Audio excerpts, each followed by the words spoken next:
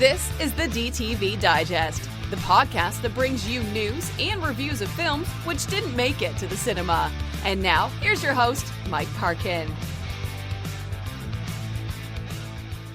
Hello, everyone, and welcome to the DTV Digest. I'm your host, Mike Parkin, and joining me tonight is Stephen Lockridge. Hello. And joining us later, hopefully, will be Richard Hawes. This week, we've got a bumper pile of films to look at, some good, some bad, not saying too much at the moment. We're going to kick off with Chris Pine in his directorial debut, Poolman. Then we have a film down on the US border called Deadland. Then we're off to the Bahamas or the Caribbean for The Last Breath. And then it's off to the States for Jade. And because it's just dropped on Netflix, why not? Let's pop over to Beverly Hills and see what carnage a certain Axel Foley can get up to in Axel F. Our short shot this week is called The Baku, which is based on I believe it's a Japanese anime / manga. Certainly a Japanese folklore thing. And then our short shot, and all responsibility for this one lies on me. We're reviewing a film called Reptilian. So without further ado, let's crack on.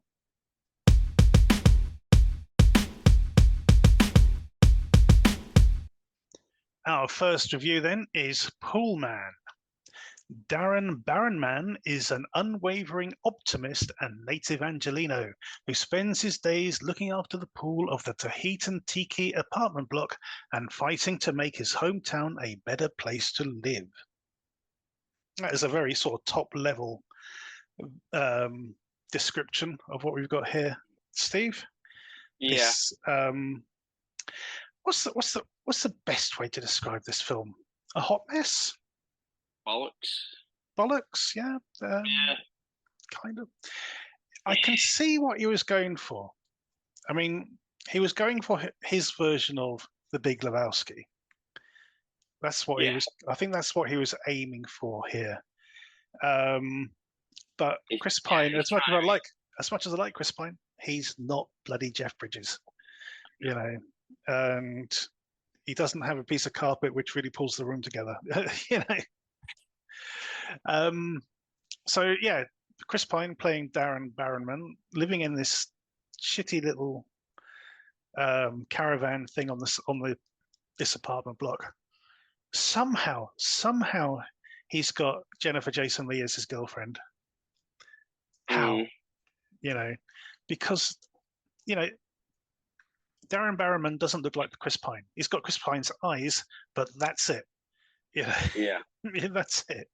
You know, he's this wild and woolly hippie kind of guy, and he just drives you insane. He really does. His inane chatter just drives you insane. And unfortunately, it's not just him; it's every character in this film, especially Danny DeVito and what's the name? Annette Bening. Yeah. Oh my God! You know. I can see they're playing a type of character, you know, but does it drive you up the wall? You know? Yeah. Oh my word. That's the thing. To me, it looks good. Mm-hmm. You know, I think he shot it well, and you know, like the stuff where he's underwater and when he's going into like the hotel and stuff. Yeah. You know, I mean, it looks quite nice. It's well shot. But the dialogue is so inane and over the top and hippified, and it just drags everything down. It's frustrating. It's just annoying. And when you actually get to the end and you find out what the actual plot is, yeah, and you're like, what? I've just spent hour and a half, nearly 2 hours, is it? Yeah. Hour 40. For something that ridiculous. Basically. And pointless. And it's just so annoying. And again, it's one of those films. We've come across them before, where you're made to think that the main character is completely delusional, and all this, and all of a sudden, everything he's done or believed in the film turns out to be vindicated in the last minute. It's like, huh? Yeah. What? Yeah, no, it didn't sit well, I must admit, at all.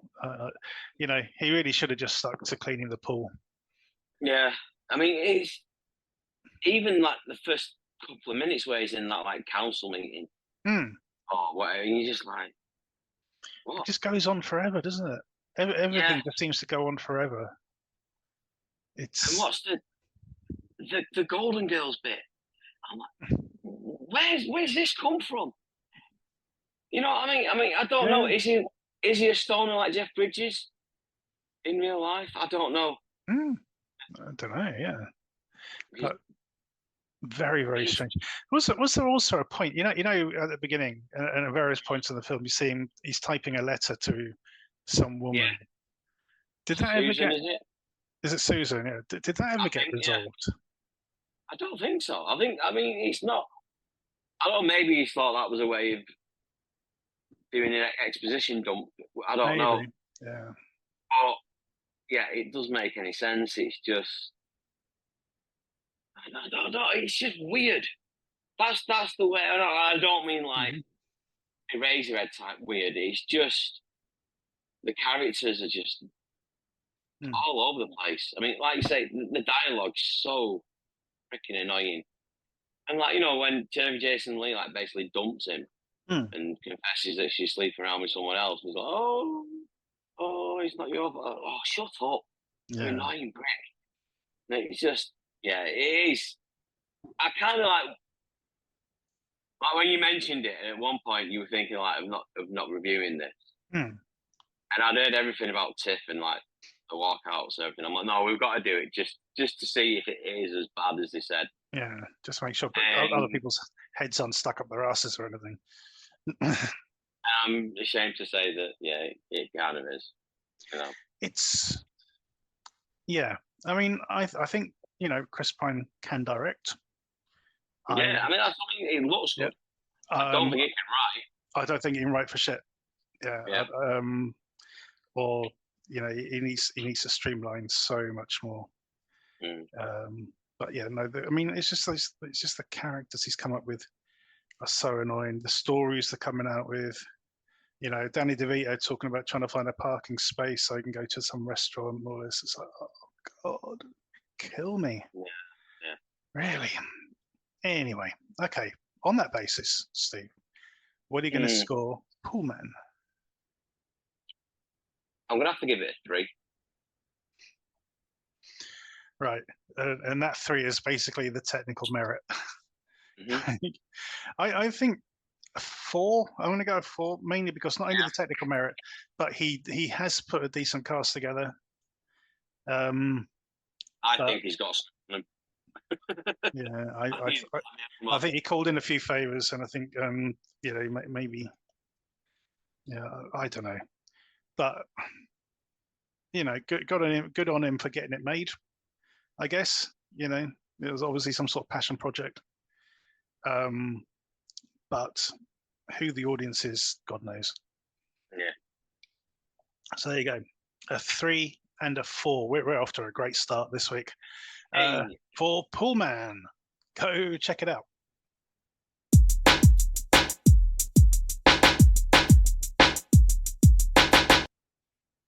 Our next review is Deadland. A US Border Patrol agent called Angel Walters makes a routine apprehension that will haunt him forever. Interesting one. I wasn't too keen on watching it, I must admit. I don't need to see another film about shitty cops doing shitty things, down on the border sort of thing. I'm sure it happens a lot. What was interesting about this, though, is there is a clear contrast between the border force people, which is our protagonist and his colleagues, and the ICE agents. So the border guys are there. They pick people up and all the rest of it, but they're more inclined towards sort of safety. They're trying to do, like, he's trying to dissuade this guy from crossing the river because it's like going like, no, it's just too bloody dangerous to try and cross the river here. It'll sweep you away and all this sort of stuff. There's a bit more of that. And even at the beginning, when they do a kind of catch and release with that guy, that young kid, he's like, he's sort of sending him back to the cartel sort of thing. Yeah, he might get a slapping, but you'll be all right. That sort of thing. Whereas ICE agents are sort of like complete cunts, basically. Which we know. That I think it's part of the resume. Are you a cunt? Yes, welcome aboard. That seems to be because they're ripping families apart and all the rest of it. And then of course the two guys we get here, there's a bit more to that side of it as well. And then we got this sort of weird supernatural / spiritual aspect going on as well, where this mysterious guy turns up claiming to be Angel's dad, who he's never ever met because disappeared when he was a kid or a baby. We find out reasons why that had happened as the film progresses. But yeah, I didn't mind this one. How about yourself, Steve? No, didn't sit right with me. No? I just found I thought it was quite confusing, to be fair. Mm-hmm. I mean, like, I kind of get where they were coming from with the. Don't want to do it as a spoiler, but the guy who kept reappearing. Mm-hmm. That, but was it a supernatural thing? Was it guilt weighing on the minds?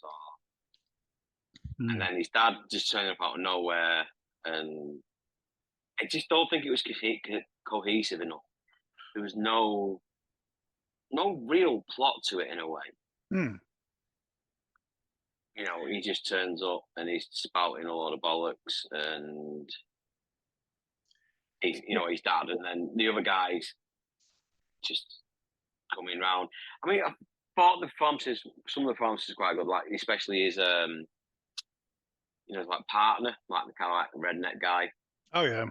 One kept I losing. thought he was good. Yeah, I thought he was good, and his wife, I thought she was quite good as well. Mm-hmm. But it just didn't mesh well. I don't know. It just didn't flow, and it just seemed bitty and all over the place in a way that I'd never enjoy. I know what you mean. Because you mentioned sort of the dad, and the other guy, because I got the impression they were both the same person as well. It just sort of made it even weirder. Yeah, that's what I mean. And nothing's clarified. There's no rules, and I know it sounds daft, but in supernatural or like horror type film, they do have to have like their own rules. And that's one thing that annoys you is when they don't stick to the rules. You know what I mean? Yeah. Their own rules, and then it just throws out the window. And this, it just didn't give you any clue as to what them rules are. If you know what I mean? And that's right. Yeah. I mean, it was just a bit too vague for me. There wasn't even like a shaman to explain what there's weird shit happens on the border and all this sort of stuff, or it's which we've had before. Yeah, it's a full moon with a coyote and all this sort of stuff. It means there's none of that sort of weird symbolism. It's just like it's this weird guy turned up. He's sort of like we thought he was dead and then he's not. Or is he? Or isn't he? Yeah, all that sort of stuff. Interesting one. Not exactly a successful one for sure. But it does have its. I think it has its merits. I'm going to give this one a 6 out of 10. How about yourself? I'll give it a 5. Mm-hmm. Okay then, a 5 and a 6 for Deadland. Go check it out.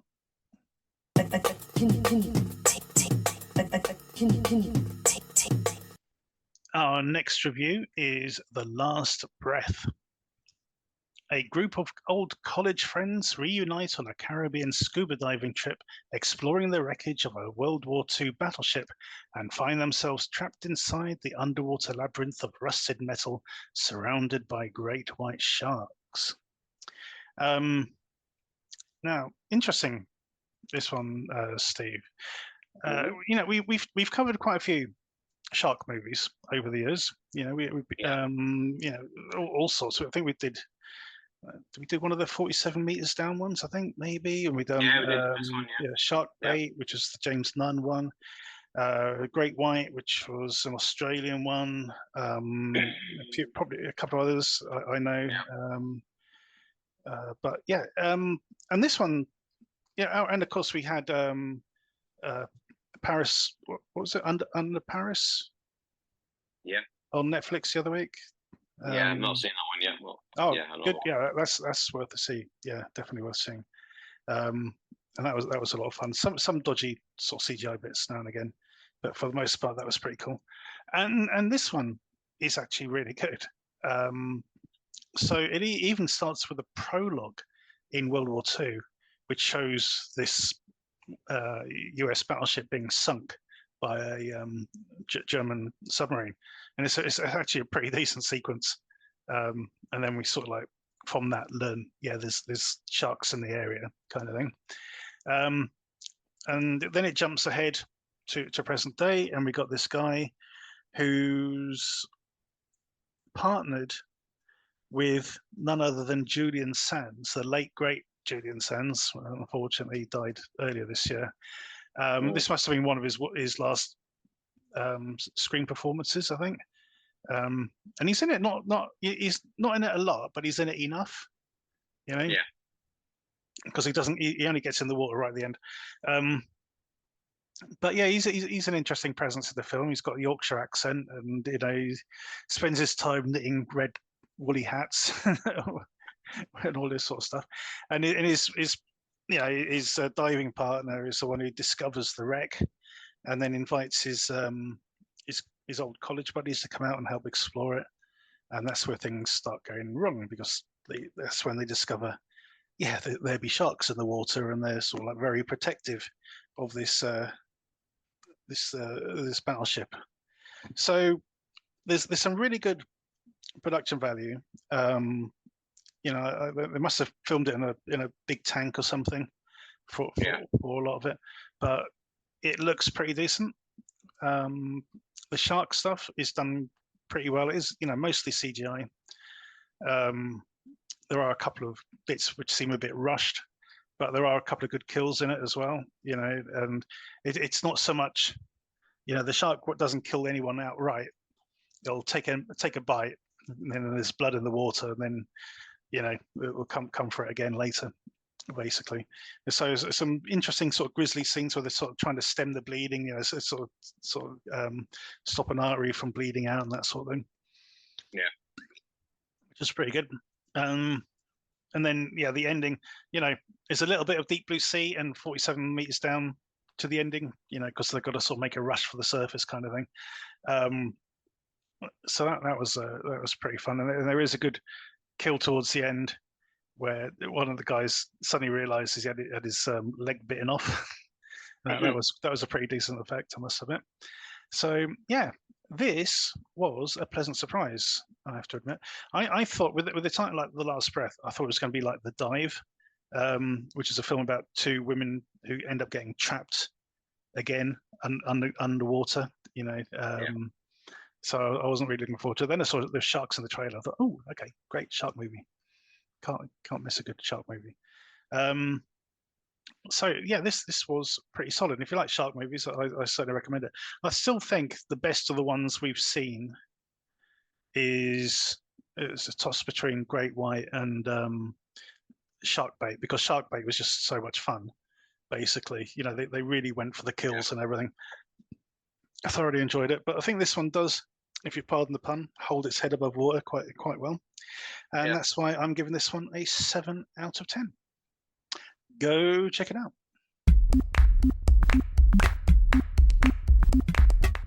Our next film is Jade. This follows a woman who comes between a powerful businessman and a gang leader in their search for a hard drive that could damage the operations of Interpol. The woman is required to use her unique set of skills to retrieve the drive. If that doesn't sound like a hokey plot that we've reviewed 100 times before, then I don't know what is. I'm going to kick this one straight over to Steve. What did you make of Jade?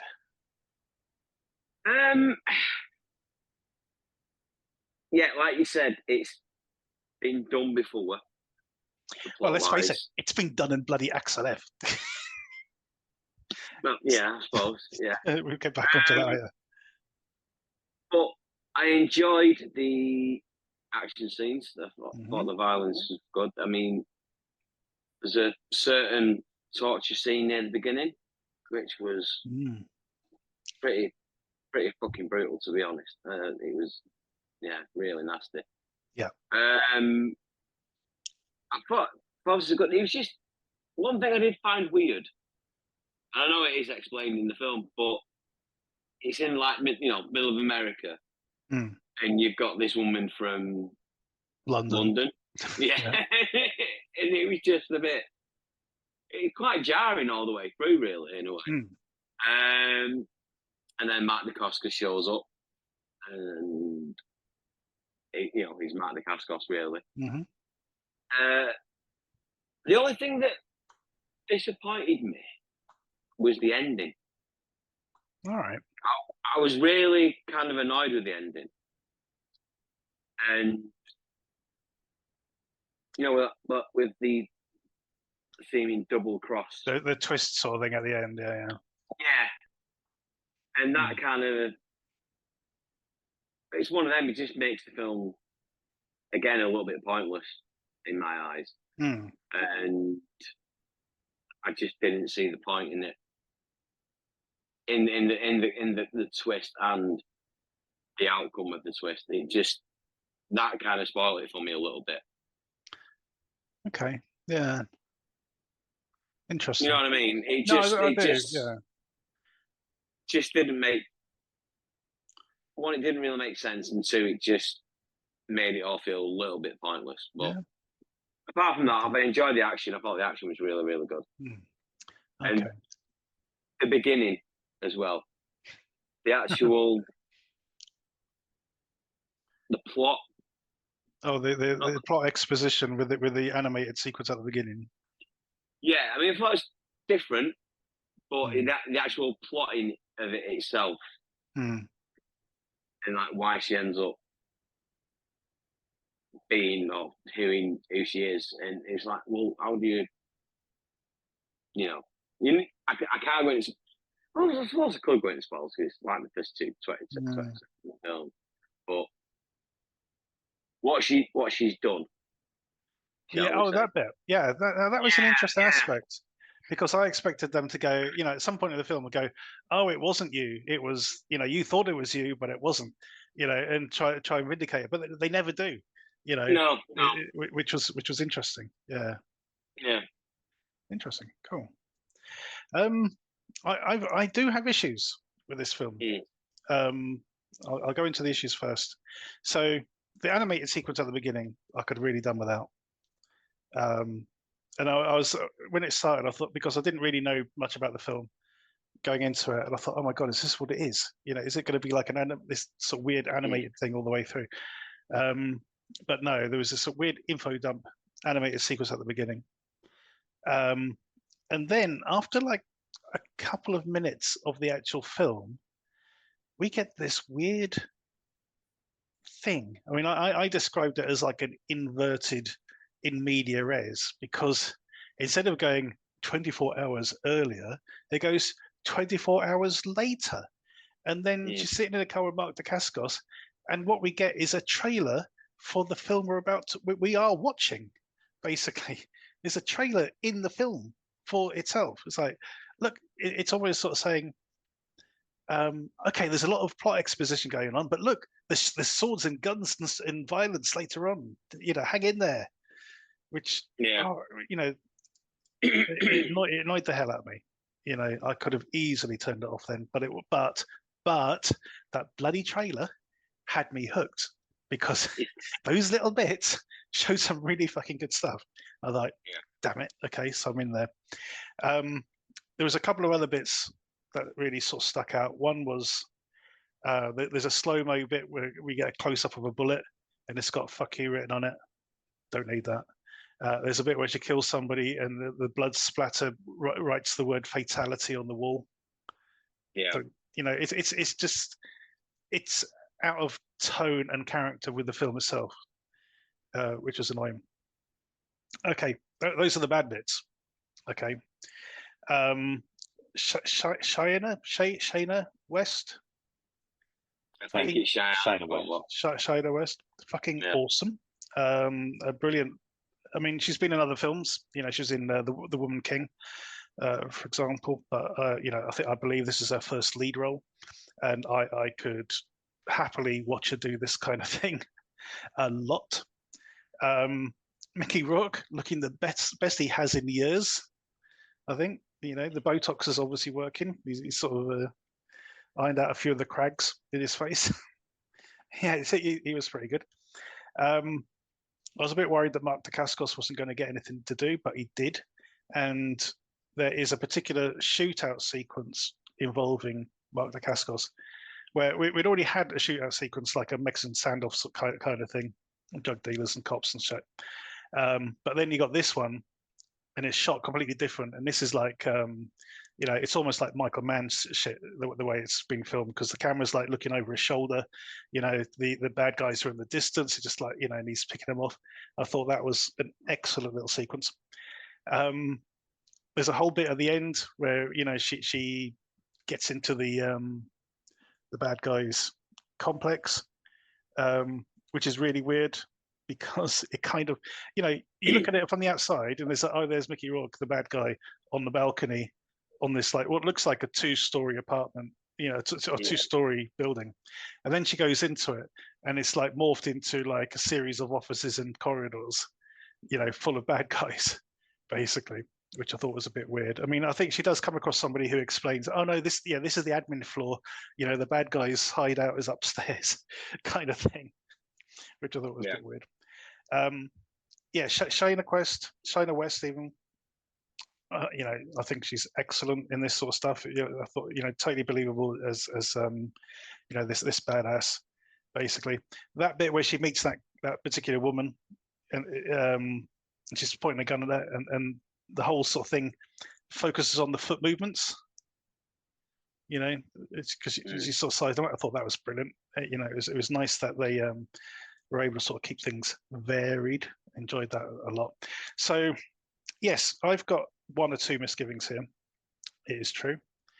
But overall, I thought this was really, really good.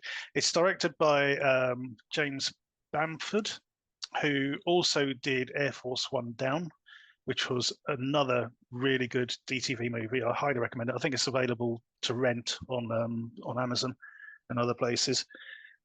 It's a really, really good, straightforward DTV action movie. Really well done. That stars Catherine McNamara, who gets a sort of smaller role in this one, playing Jade's friend, the pregnant girl. But she has her moments too. It has to be said. So that was really, really cool. Yeah, I thoroughly enjoyed this, even though there are bits which thoroughly annoyed me. Rich, what did you make of Jade? I think it's quite surprising to me to see that the guy, let's say this James Bamford, that he directed quite a lot before. Actually, he comes from the stunt world. Yes, that's right. He's mainly a stunt guy who's gone into directing. Lots of superhero TV show work.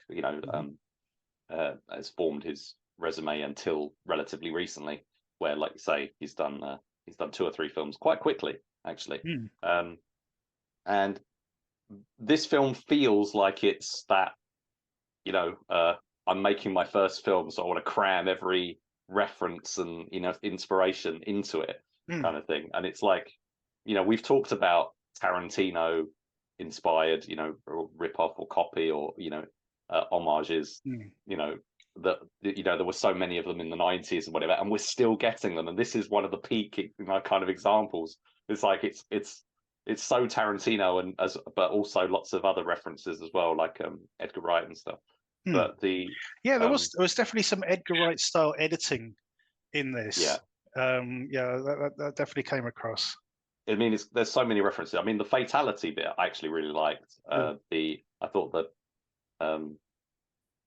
the graphics, there's some really cool stuff that gets done with playful subtitles and things and stuff, and they do a little bit of that in this. It was really, I think it was Timur Bekmambetov with Night Watch and stuff, where they really started to play with subtitles and what you could do with them and things like that, and then like David Fincher's Panic Room credits and things like that. So I quite like that. Say the film is full of gimmicks, lots of references. There's some Passenger 57. There's some. That's true. The whole thing talking about she's talking about Passenger 57. That was quite funny. Yeah. I felt the film. I like the animation at the start. Actually, I felt the film was quite baggy. It's just it needed tightening up. I thought that it's because it's relatively low budget. I thought at times I was watching it and I was thinking I'd watch this as like a short film webisode part or something, like rather than this whole story. Well, that whole the corridor bit that I mentioned, the corridor in the offices, that could almost you could almost see that as being a short film in and of itself. I felt that whole sequence was too long. I think it got a bit bogged down there. Yeah, I do think the martial arts action with Shaina and the other performers was one of the highlights of it. I was really impressed with actually how much martial arts action that Mark Dacascos did, which is not a given these days. I mean, it's quite common for him to just do a drama role, just do a dramatic role or something that doesn't really let him sort of flex his physical skills. And I thought here we got some nice work in its film quite interestingly and stuff. And I think that again that might sort of come back to the fact that it's made by someone from the stunt community. Yeah. So the Mickey Rourke, he's kind of doing his generic sleazy bad guy role that he does in most films. That one with Michael J. White's wife. Take Back. Take Back, yeah. It's that sort of role, isn't it? But what's interesting is he's got that paunch now. He's got the tummy as well. So he's lost sort of the muscle dude kind of thing, and he's just like, I'm just a sleazy guy now. Yeah, I did sort of know because they see him in profile, and I did think I was thinking actually, he's got the belly sticking out a bit, but not too bad. He's still in pretty good shape. No, exactly. He's not Steven Seagal or anything, No, but the so it's got the gimmicks and things. So I thought it was fine. I say there's plenty on there to keep you interested in stuff, but I thought the plot was a bit not that. I wasn't that engaged with it, and like you say, I watched this after the other film. We're going to talk about but they've got the same thing. It's like it's the oldest MacGuffin. It's the MacGuffin from the 80s that was actually. It started out with a floppy disk, and now it's a videotape. It's a floppy disk. It's a thumb drive. It's the drive. It's the SD card. All that sort of crap. Yeah, but that's quite. I mean, I think there's a certain awareness maybe of that. Maybe it's not just being lazy. I hope, but it's just kind of funny now. But yeah, so I didn't like it as much as I hoped I would. I think if it could have been tightened up a bit, have a bit more of a. Rather than being kind of a string of references and inspirations, which is fine, but there's blaxploitation and stuff in there obviously as well, and westerns. Say the opening is a bit. That's what a lot of the Tarantino sort of western kind of feel. I think there's a lot of Tarantino because it's like it's a bit they've got a bit of Jackie Brown, bit of. It managed to stop. It managed not to monologue too much, though, didn't it? I think. No, there's not really a lot of that. Yeah. There's a couple of scenes, I think. Oh no, yeah. There is a guy at the beginning. When her and the other guy have been tied up.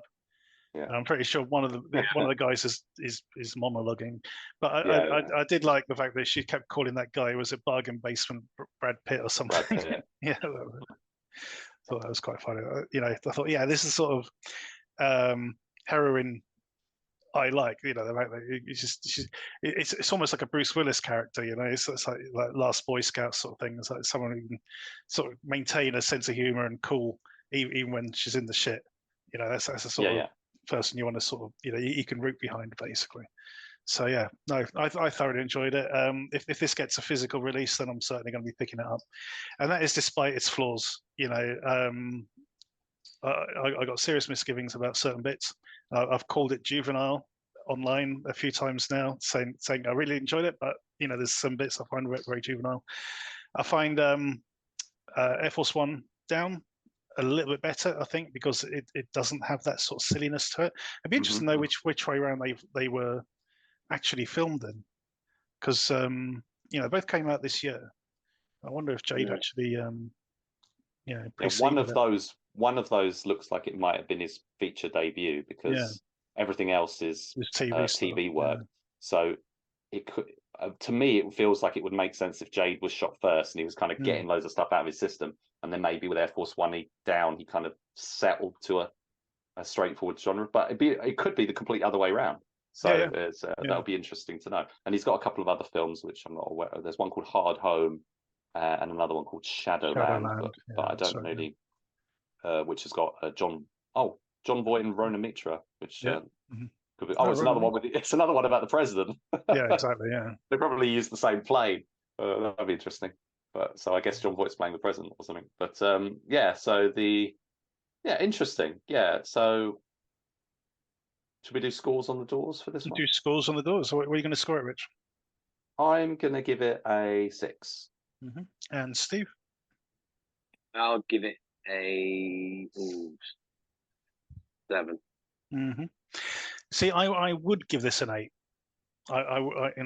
There's enough here that I really like, but it's just those elements that's going to knock a point off.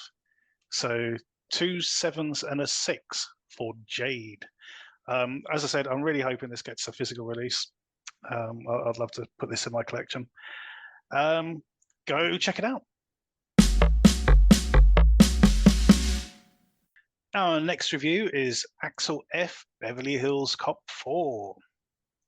Axel Foley returns to Beverly Hills after his daughter's life is threatened. He gets mixed up with his old pals John Taggart and Billy Rosewood, working to uncover a conspiracy.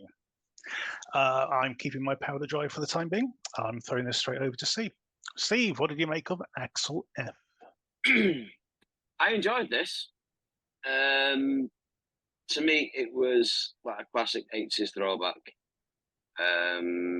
I'll be honest, I'm not a massive fan. Well, no, I've not watched the earlier films for a long time, I'll be honest. Loved the first 2. Third one was shy. But this seems to get back on track, back in form. I know it again, it's the, like you already said, it's the MacGuffin, trying to find the MacGuffin, the SD card, the phone drive, whatever. But I just think most people are like both Eddie Murphy seems to be enjoying it.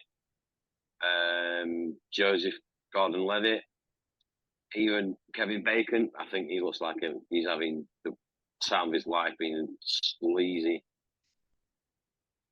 bastard, basically. I think the only bit that's pushing it, credulity-wise, is Taggart and Judge Randall coming back. They're not in it that much, but that's a bit of a stretch. But what I did enjoy and what I found refreshing is there doesn't seem to be any.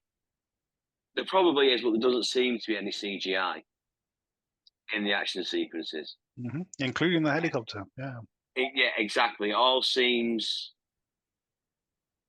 done in camera, done for real. Especially when like the truck comes through the mansion and like I said, the helicopter. I did think there was a little bit with the helicopter when the blade landed and all the dust, the soil and stuff came up. That looked a little tiny bit ropey to me, but apart from that, they seem to be going all out and doing it properly. And that's what I found quite refreshing in it. But yeah, I enjoyed it. I really did.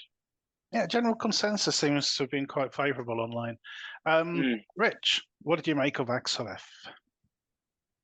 Well, I unlike I don't know about you, Mike, but unlike Steve, I have watched the other films recently because I wanted to sort of do a revisit prep kind of before I watched the new one.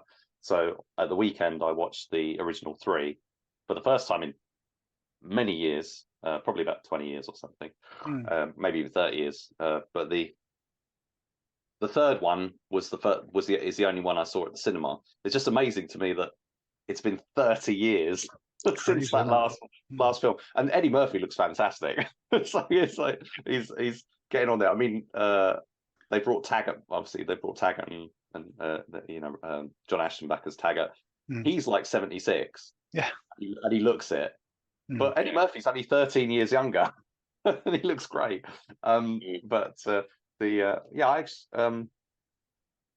So it was interesting to go back because then you can sort of see the references more. I mean, this is very much. I went after I'd seen the film. I sort of looked into not some interviews, but like some articles and stuff, and they were saying how he was very much trying to channel those first 2. And there's a very self-conscious effort to do that. So the film opens with The Heat Is On, and it's kind of because and then later we get the Shakedown, which was the opening music for Beverly Hills Cop 2. There's a 2, yeah, that's right. And so there's elements of, and there's like in the second one, Axel and Rosewood are in a cement truck, and they kind of vary that with Axel driving a garbage truck, I think. Oh, it's a snowplow. Sorry. And I think some of the reference stuff is absolutely fine, and kind of this is what we expect. This is kind of what we're going in for. These days that's what that is. They kind of get it out of the way and then move on to a degree. There's not a huge emphasis once they get past a certain point. I did think in the first use of the Axel F theme by Harold Faltermeyer, or the new version of it by Lorne Balfe, I thought they used it in the wrong place. In the original films, they always used it in transitions. So like he's like trying to get in somewhere or moving from one place to another. And in this one, they started playing it once he started talking to these guys and riffing and doing his thing. And I was like, that's not where you use it. That just because the two things are conflicting. You want to listen to the music and enjoy that, whereas you're hearing that theme. You try and he's talking anyway. That kind of threw me off. So I was a little bit disappointed with that. I think that was a bad choice. But have you got something to say on that point? No, you carry on. No, sorry. Okay. I love all the teams back together again. There's so many characters. I mean, unfortunately, say Todd, who died in the third one, he's the only one who's not back. Paul Reiser is even back, and actually that makes sense what they've done with bringing him back, and he's kind of the new Todd, and or at least one of the more senior figures. And so we've got Jerry Bruckheimer's back, so this is a Don Simpson, Jerry Bruckheimer film again, which because I hadn't watched them for years, I didn't realise that the third one had nothing to do with Bruckheimer, which I think is one of the problems with it. The first film and the second film has Tony Scott's fantastic style, and then they made the third one and there was no Bruckheimer, and the film just looked bland, and the music was wrong and stuff. It just didn't feel right. I do think that some of the comedy in this feels as forced as it was in Beverly Hills Cop 3. Still doesn't quite work, but I think they fixed some of the mistakes that they did make in the third one. One of the things that I don't think works is the relationship with his daughter. I know they're trying to lend more weight, and they kind of, I guess they feel like they have to do that kind of thing now, but the film just kept feeling like it was stopping every time they were doing the daddy-daughter, bonding scenes and stuff. The film is about 15 minutes longer than the first few films, so it's like closer to 2 hours, and I think it's because of those scenes to a degree, and they could have trimmed that down. I mean, they've added more action than in the previous films as well. So that's another reason why it's quite long. But I think you can see that Bruckheimer kind of left. Well, I'm not sure when Don Simpson died, but basically the Simpson Bruckheimer thing, they went away from the franchise. I think they had creative differences with Eddie Murphy, and basically they went off and made Bad Boys, and there's been 4 Bad Boys films in the interim between Beverly Hills Cop 3 and the 4th one. And I think there's a definite influence of, because Bad Boys was influenced by Beverly Hills Cop, and now Beverly Hills Cop is being influenced by Bad Boys. Indeed. I think there's a definite, certainly with all the big action beats that they throw in with the helicopter and stuff. What's the other thing I was going to say? Oh yeah, Kevin Bacon. Again, fine, good. Getting a good name in there. But his character is not too different to the villain from Beverly Hills Cop 3. They've taken another pillar of the community, law enforcement guy as the oh no, he couldn't possibly be a bad guy kind of thing. He's better than Ellis DeWalt. The guy, unfortunately, that character was too bland in the previous one. You take Stephen Burkoff in the first one, fantastic. You got Jürgen Prochnow and Bridget Nielsen in the second one. Yeah. And in this one, Kevin Bacon's not quite to that level, but it's in the right direction. Bronson Pinchot's back as well. They kind of work him in. I didn't think he was as good as his worked in appearances in Beverly Hills Cop 3, but they were kind of just as forced, but still nice to it's quite fun to see him back. And I have really liked Rosewood and Taggart getting back together and stuff. I thought I had fun with that. I like that stuff. And yeah, the other thing I just want to say is that I think apart from the Bad Boys films, I think Live Free or Die Hard or Die Hard 4.0 is kind of not necessarily a touchstone, but it's got a very similar kind of feel. I mean, both of those films are bringing the character back after a while. John McClane, and they're like, oh, let's introduce his daughter, and he's got a strained relationship with her, and his marriage broke up and everything. And they're kind of doing the same thing as they did in that, and the big action sequences are bigger. And unfortunately, they don't turn Axel into like a superhero kind of character. He's not jumping on planes and stuff. But it wouldn't surprise me if they did end up trying to go down that route. It does seem a bit more grounded in that sense. But yeah, so it was like the Bad Boys, Die Hard kind of thing was making. But I liked it. I thought it was good. I was a bit distracted with some other stuff that was going on. Some messages coming through or whatever, which threw me off the ending. So my head wasn't with the last half an hour, unfortunately. So I do want to go back and check it out. But again, I think it delivered what it was supposed to, what they were going for, and I think it's going to be a big hit for Netflix. Well, I enjoyed watching this. I did enjoy watching this. Me and my son watched it the other day, and it was his first Beverly Hills Cop film. I didn't have a chance of getting to watch the others beforehand. I did watch Beverly Hills Cop 2 a couple of weeks ago, just out of curiosity, because it's been ages since I've seen it.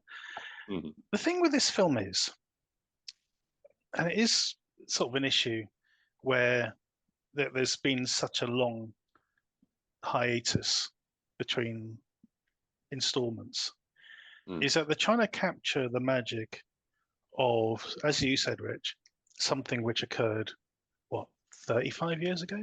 40 years ago? Well, the original's 40 years ago, yeah. 40 years ago. So we got Eddie Murphy as Axel Foley, still wearing the same Detroit Lions letter jacket that he had in the first one, in all of the films. He's still doing the same shit. He's still only a detective. All his friends have been promoted to. Well, it's that Top Gun Maverick thing they're trying to do again. Top Gun Maverick did the same thing. Yeah, but he comes across. Unfortunately, this one he comes across as a sociopathic. What's the word I'm looking for? Not loser, but he's a sociopath.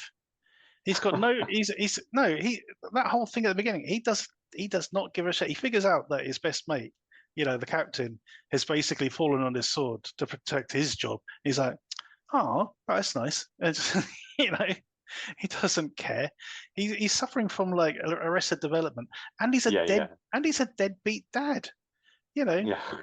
I mean, he's such a hero, and no wonder everyone in Detroit, everyone he sort of stops and sort of says hi to, they all tell him to fuck off. I believe he has probably pissed off everyone in the city by this point. Everyone knows, bloody fucking Foley's turning up again. There's quite a lot of like hero worship stuff going on early, isn't there? It's like, oh, Axel, he's a legend. Oh, they're going on. It's like, really? It's like, why does he have to be that much of a legend? But at the same time, but everyone he meets on the street, saying, fuck you, Foley, all this sort of stuff. So I can believe that. Which is a shame. They didn't have to make it an antagonistic relationship to such a degree. I think they could have worked around that a bit better. Jason Gordon-Levitt, he was fine, although he had some really cranky dialogue to begin with when he's going, oh, you're trying to get me distracted so I forget about what we were originally talking about. Well, you can't attack my manhood in this day and age, blah, blah, blah. It just sounds really, really bad and clunky. It's almost like deconstructing, Axel's charm. Now, there are a couple of bits. There are a couple of bits which really work for me. Like when he turns up at Rosewood's office and it's been ransacked, and he just kind of joins in. Yeah. He goes, why's it taking so long? This sort of shit. I thought that worked. And the bit where they go to the car impound, that was all right. But again, you got that sociopath. That he's being really cruel there, because that guy, he's like aspiring, and he's like, we're going to put you in a movie, and it's like he's they never go back to the guy, but it's like he's going to be feeling crushed after. Yeah. He's like, he's been taken for a ride. There's lots of sort of silly things like that. I did like some of the other callbacks though. There's I think it was that Rosewood turns around to Gordon-Levitt and so goes, has he taken you to a strip bar yet? I thought that was quite a good line, and especially when he turns around and goes, no, because he's had intercourse with my daughter. I thought that was, that was weird how he worded that, but because he says it twice in the movie. Yeah, I think he's doing it to make it, on purpose, to make it uncomfortable. Yeah. There was there's another bit where they Joseph Gordon-Levitt, they do we're going to quickly recap your previous adventures by looking at case files, kind of thing. Yeah. And there's a little like snide snide remark. Not go on. What did you say, Steve? 1994, not your greatest work. Yeah, not your finest hour. Not your finest hour. That was it. Yeah. But it was a bit cruel, but some would say that reminded me of I saw The Matrix Resurrection the other when I was thinking, and which was really interesting how meta that got. And there was a bit in there where they're sort of going, "Oh, we have to do a sequel to the because they're using the Matrix as a video game in the film. We have to make a sequel." And go, "Well, if we don't do it, then Warner's are going to do it anyway." I thought that was great. But okay, I do have issues, but I have issues with any sort of sequel like this where they're sort of trying to jab you in the ribs and go, "Remember the good days? Remember when we did this?" And people going. No, my dad was a teenager back then, mate, not me. What's missing from this film? The laugh. Yeah, but I saw an interview with him the other day, and someone said like the same thing, and he said, "Yeah, because it wasn't Axel Foley's laugh, it was my laugh. That was my laugh, and everyone was taking the piss out of me, and." Like, you get an impressionist and they do the laugh and say, oh shit, said Murphy said, so I stopped doing the laugh. I stopped myself laughing. He said it's been very, very difficult, but that's why. Yeah.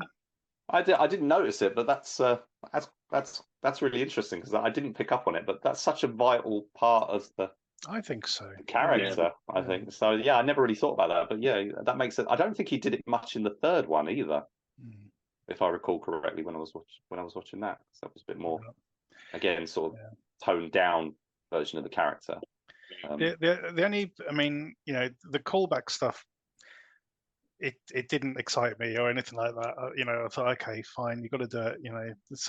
Everyone's got a photo, to explain their relationship. Because let's face it, I forgot the name of the actor now. The guy playing the captain, he used to be his partner. Paul Reiser. Paul Reiser, that's it. Jeremy.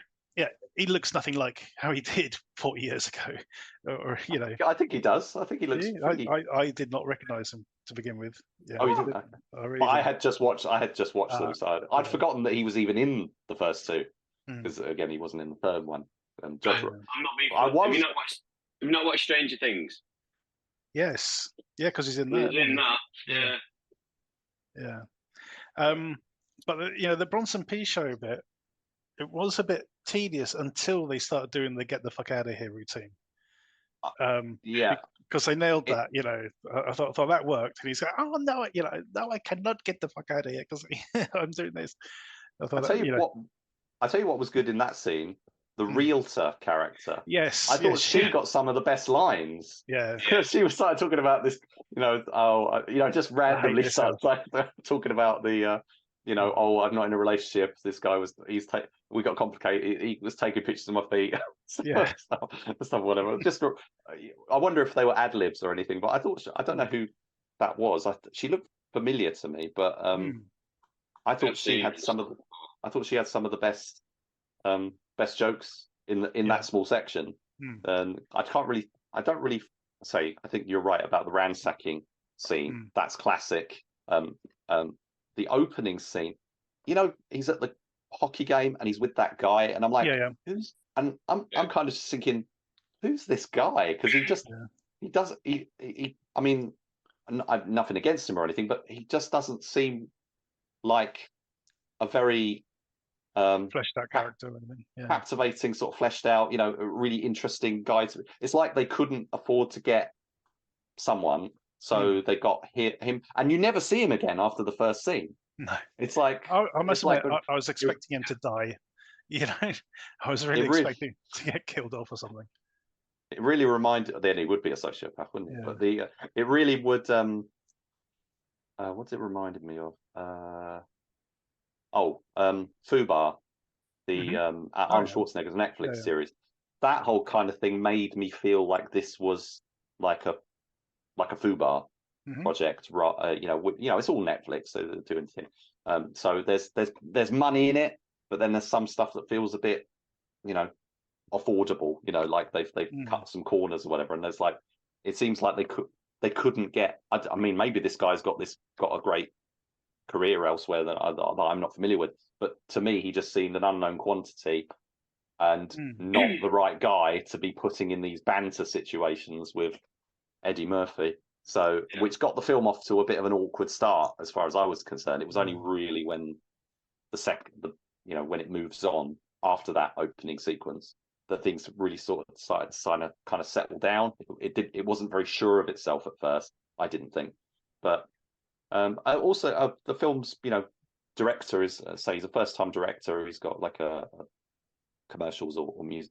Not sure if it's music videos. I think it might be commercials and stuff. Background. I thought, considering it's his first movie and he's playing with such big money and whatever, I thought he did a good job. I mean, it's the closest in start. It's a widescreen film, just like the second one was that Tony Scott did. I think so. So it's not got that Tony Scott look, but it's got quite a slick look, but kind of what we expect now as kind of a standard slick look, rather than. Sorry, mate. One other person that I did want to mention as well was Louise Guzman. Oh yeah, he has a little cameo. He was great in it. He was great in it. Yeah, he's always good. I didn't know he was going to be in it. That was a nice surprise. Yeah. That was kind of a substitute for a strip club scene. I think. But I did like to say, Judge Reinhold I haven't really mentioned, but I was a bit gutted when it was like, oh, is he going to be So- the guy who gets killed, who he's got to avenge or whatever? Because it's always about somebody he knows. Every single one in the film, something happens to someone he knows, and he goes to investigate. And in this one, it's Billy. So I thought, is that all? Is that all we're going to get? And luckily, there is a bit more Billy. So you do get, if you like Billy, there's stuff that. Well, again, they kind of nod back to the second one, because in the first one, Billy's not got really much going on. In the second one, they go, "Oh yeah, he's a gun nut, and he's got all this. He's got all these weird habits." And then in the third one, they basically dropped all of that and just made him a sort of goofy sidekick again. And then in this one, they've kind of brought back, there's some stuff going on with him, and he's still a Rambo fan and things like that. I thought I liked that they did stuff like that, and everyone was on form. I think John Ashton was on form as Taggart. I say they brought up, but I'm guessing he's in retirement. I say in the third film, they say he's retired. Yeah. It's like they have to explain in this one. It's like, oh yeah, he came out of retirement. He's 76 years old. He should be very much retired by now. But that was good. I think it's not perfect, but I think it's going to be a hit, and I wouldn't be surprised if they said, you know what, let's do another one. Well, as long as they sort of, they don't reset everything again, just sort of actually build on it, then I'll be fine. That's the problem. That's where it could go in the Die Hard kind of route, which don't really want to happen. But I think all things considered, I mean, Eddie Murphy's Mr. Streaming movies now. As he did the Coming to America sequel. He's done Candy Cane Lane and stuff like that. So I think he's found his sort of comeback space. He's also done Dolomite. He did for Netflix as well. That was supposed to be really good. So he's kind of found his environment where he can thrive again. Whereas a lot of us would think back, well, when was the last really good Eddie Murphy film you watched? It's going to be a while, isn't it? I mean, it's like he did all those kids films and stuff, and then Pluto Nash and all that sort of loads of flops. Pluto Nash, this is the first film that's really got people talking about Eddie Murphy again. For a long time. For a long time. Yeah. Oh, side note. So side note. When I watched Beverly Hills Cop 2, there's a little meta moment that I never picked up on it back in the day. But Axel looks at a poster of Cobra. Oh yeah. Which is a double reference because Cobra was the film that Stallone made when he dropping out of Beverly Hills Cop. Yeah. And Bridget Nielsen is in Cobra. That's right. Now, here's the other I was going to mention earlier. We talked about the various vehicles that Axel ends up driving, and you're saying in the second one he's driving the cement truck. Yeah, I think Billy's driving the cement truck. Yeah, but the valet guy, did you recognize him?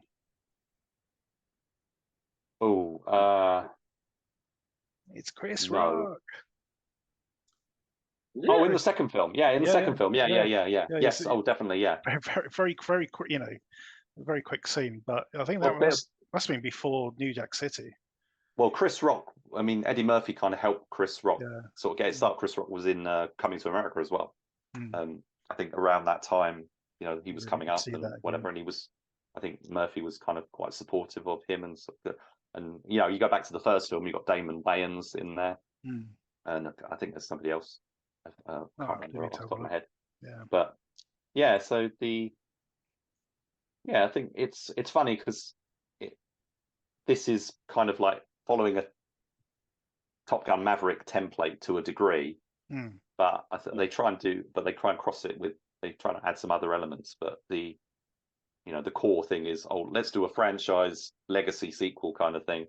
We're not gonna have different characters. We're gonna focus on the same guy who's in the same, who is still the same, in the same, doing the same kind of thing, and we're going to put the song and the music and whatever from that original film. It really is. I mean, you're absolutely right in that it is that it's trying to channel the same level of nostalgia that Top Gun Maverick did.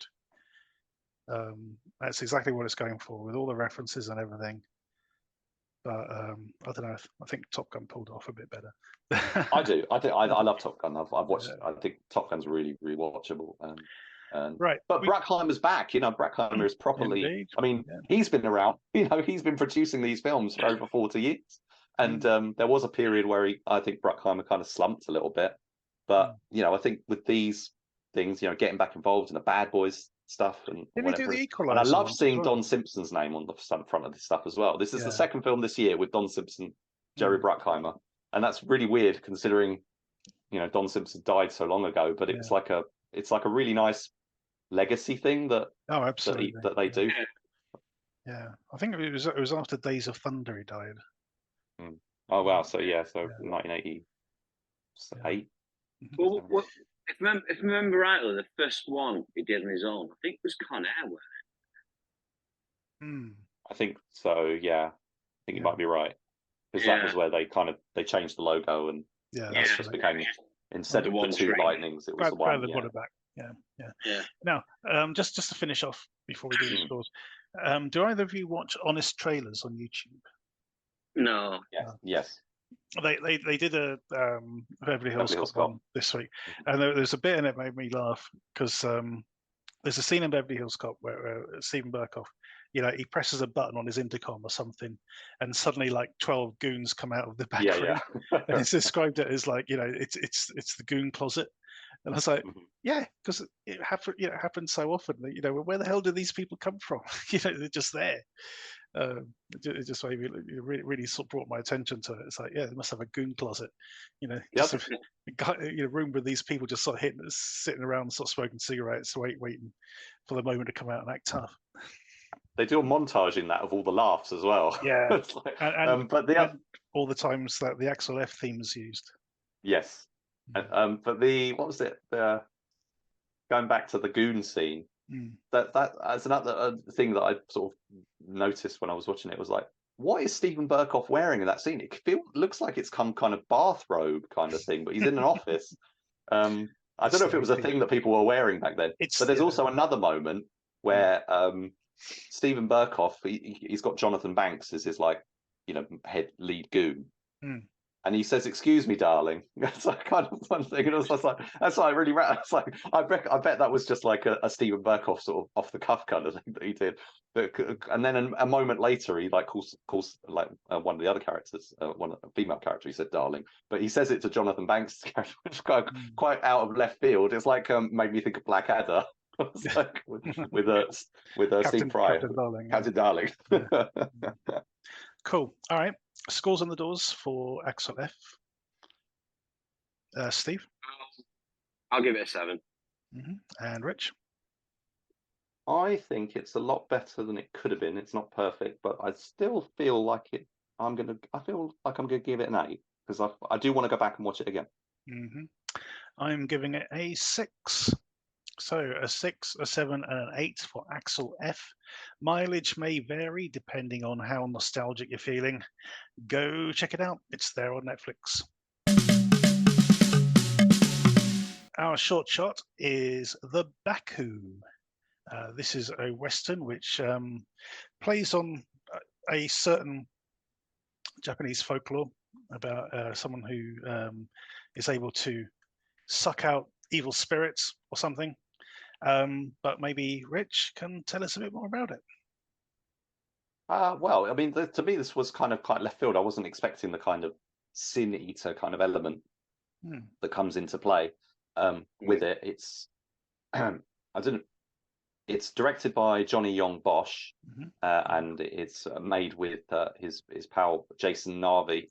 They go back. We've covered their stuff before, I know. We have indeed. Yeah. Yes. They go back to the Power Rangers. They used to do a lot of martial arts action stuff together. I think they did the film Extreme Heist together. And so Jason Narvi is the lead character here. He's the Baku character. But I think Bosch is quite interesting because you kind of go in. The last thing we watched of his was Arc Exodus, which was a sci-fi short action film, a bit more what you kind of expect. Whereas this is very much sort of a different genre. There's action in it, but it's not a martial arts film. As I say, they put there's some stuff in there which is nicely done, but it's very much a Western with sci-fi horror sort of element, and I thought it worked really well. It's played out over 25 minutes. It's quite substantial. I think there's the budget sort of works really well. There's I think the budget sort of the limits on the budget sort of show a little bit with some of the visual effects, which come especially towards the latter part. But I thought it was pretty strong, and what it was. I'm not sure when it was, whether it was made last year, but I think they released it. I think they released it earlier this year on Vimeo, and it took me a while to get around to seeing it, but yeah, I was very pleasantly surprised with it. Yeah. Steve, what do you make of the Baku? Yeah, it's enjoyable. It's kind of reminded me of, I don't know if you've read the Stephen King book Desperation. No. But it's like it all stems from like the Chinese immigrant workers in this mine releasing a demon. And I kind of got that kind of vibe from it, especially when it goes into like the caverns or whatever it is, and has the fight. Kind of reminded me of that in a way. But yeah, it's quite well shot, interesting. Effects I thought were quite good as well, especially when these like the demons going through the woods at the beginning.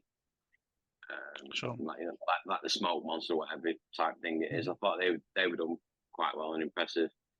Yeah, all in all, yeah, pretty decent. To be fair, it was all right. Yeah, I did enjoy it. I mean, the detail was pretty good. Production values for the Western town, that sort of thing.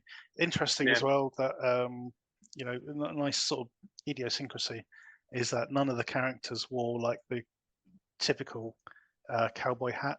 Like here, the main protagonist is wearing like a bowler, derby, which just sort of made it a bit more realistic because no one actually wore those damn hats back then. Yeah, I thought it was pretty solid. I thought I was scratching my head to sort of see if it was a tie-in to an anime or a manga or something, or it was just the character of like from the folklore that they'd sort of managed to sort of latch onto. But yeah, I did enjoy this. As Rich mentioned, we've covered Johnny and Bosch's stuff before. We do enjoy it. This one is on Vimeo, and we will put a link in the footnotes below. We don't score the shorts, but we do recommend you go and check them out.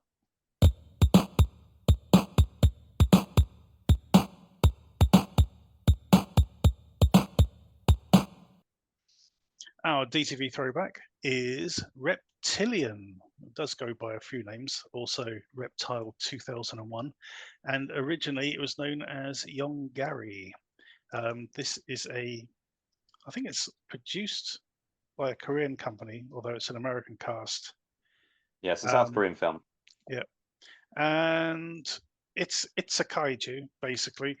We've got this giant dinosaur creature that's been resurrected by aliens for some reason. It's as confusing as any of the Godzillas, basically. And it was obviously meant to be a cash-in on the American Godzilla movie. A lot of the action is very similar to helicopters flying around shooting at stuff and all the rest of it. But then we get this sort of whole thing on the ground as well. Alien hieroglyphics and people being controlled by aliens and stuff going on.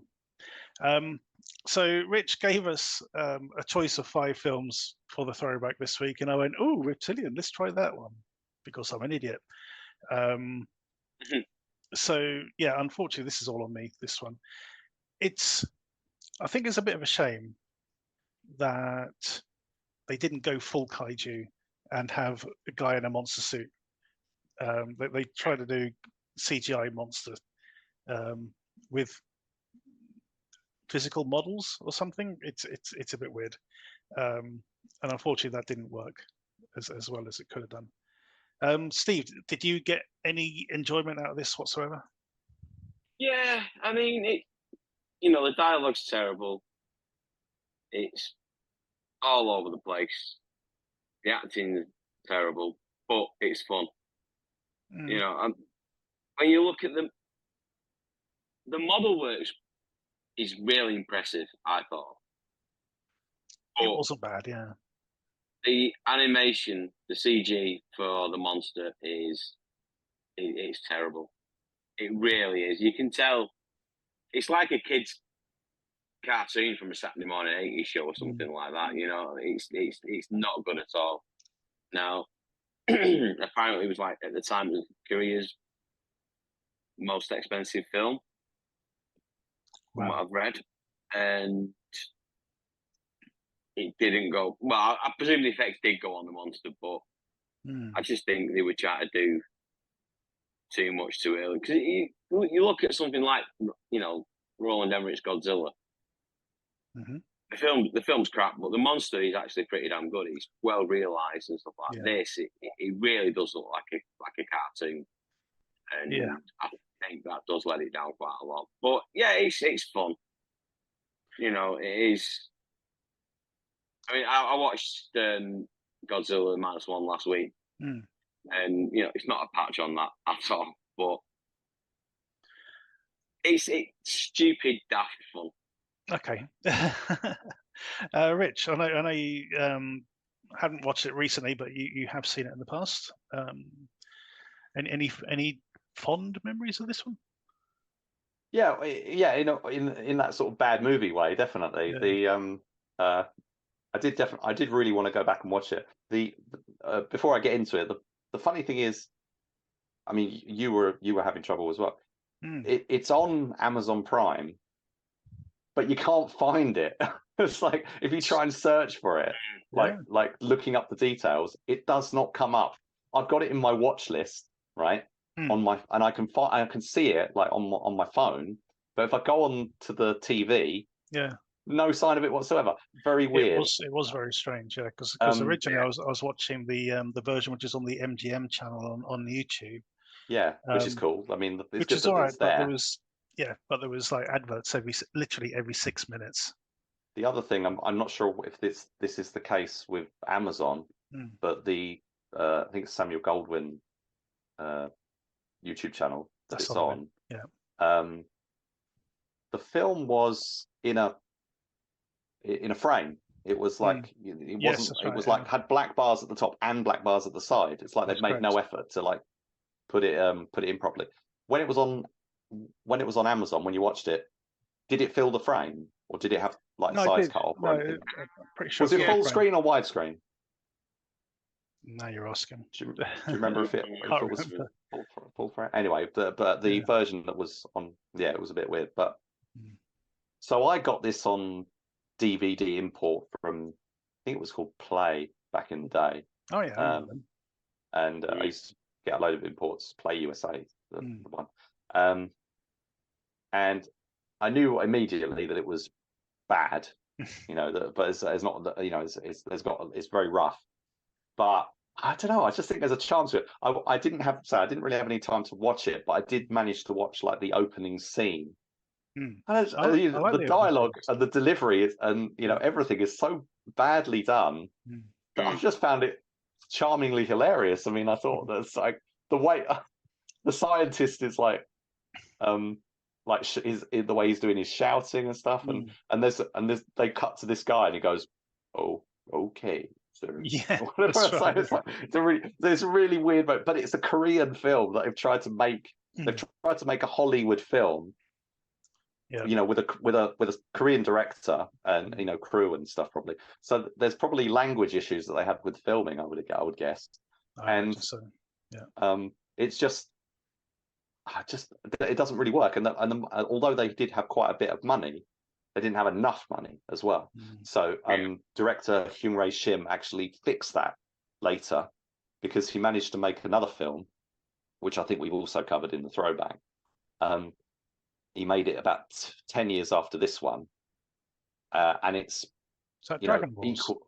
Dragon Wars, yeah. So Yeah, he made Dragon Wars, which had a massive budget. Much bigger. It's got budget, It's got the. I mean, this has got an exploding helicopter, but but Dragon Wars has more exploding helicopter. I think Will on Exploding Helicopter has said it's the one with the most. I think there's like 9 in it, and the fact that they let him make another one, but they gave him even more money, and they even got like the composer Steve Jablonsky, who was doing like the Transformers movies, to do the thing. So it had there was slightly bigger names like Robert Forster and stuff was in it, but it was still bad, and it was like completely mauled.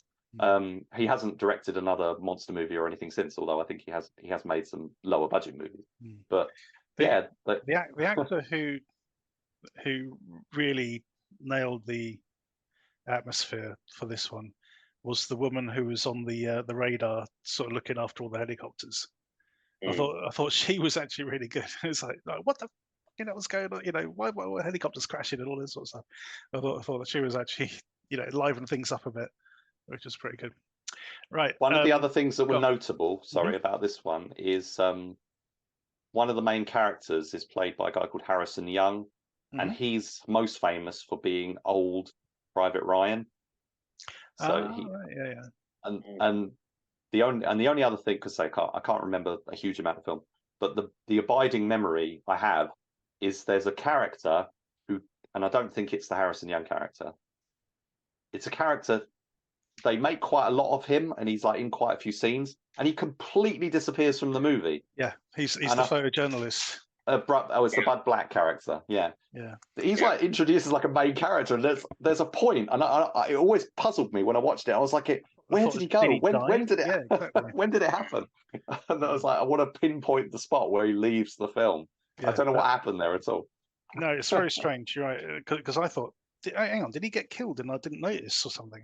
Yeah, I don't think so. I don't know. I do want to. Steve, did you see what happened to him? Do you know if he got killed? No, like you say, he just like vanishes. Yeah, just vanishes from the film. Yeah. So I did think I don't know if this has been covered by bad movie people, but I think it's definitely got that potential. Having said that, because he's at the dig site, isn't he? Yeah. And then after that, when the monster comes, it does like kind of transfer from like just the monster and like the army base. Yeah. So that's true. Yeah, it could be something to do with that. Anyway, it's one of life's mysteries that I want to solve. What happened to Bud Black? What happened to him? Yeah. But this is a remake of a 1967 kaiju. Basically Korea's first attempt at copying Godzilla. When they were trying to copy the Japanese Godzilla, it was Yongari, and this is a remake of Yongari. Although I think they changed quite a lot, and again tried to make it a copy of the American Godzilla instead. Every time they said Young Gary, I just thought it's like Young Gary. Young Gary. It's just like some tearaway from Yorkshire who's gone on a bit of a rampage after a few too many beers. It's old Young Gary. It's all young Gary from Gary. Young Gary. Young Gary. Anyway, right, I'm going to wrap things up. We don't score the throwbacks, but we do recommend you go check them out. Even for with a few beers. Watch this one with a few beers, bit of popcorn, a bit of pizza, all good stuff. That is the end of this particular episode. And don't forget to check us out on Facebook and Twitter at the DTV Digest. Also check out the short shots, where we have a whole treasure trove of shorts that we've curated from various people over the years. How many now, Rich? Oh God, you're challenging me there, but I think it's like it's approaching 1,000, if not 1,000 by now. Approaching 1,000. We've slowed down a little bit, but there's a fantastic catalogue there. There was one of the most recent posts is a short action film from France called 99%, which is worth checking out. So I've got to sort of find some time to get onto a few more, but there's some stuff that we're going back for a few years now. But if you have a little delve, there's some great stuff in there. Worth checking out. Thank you for listening. Tune in next time.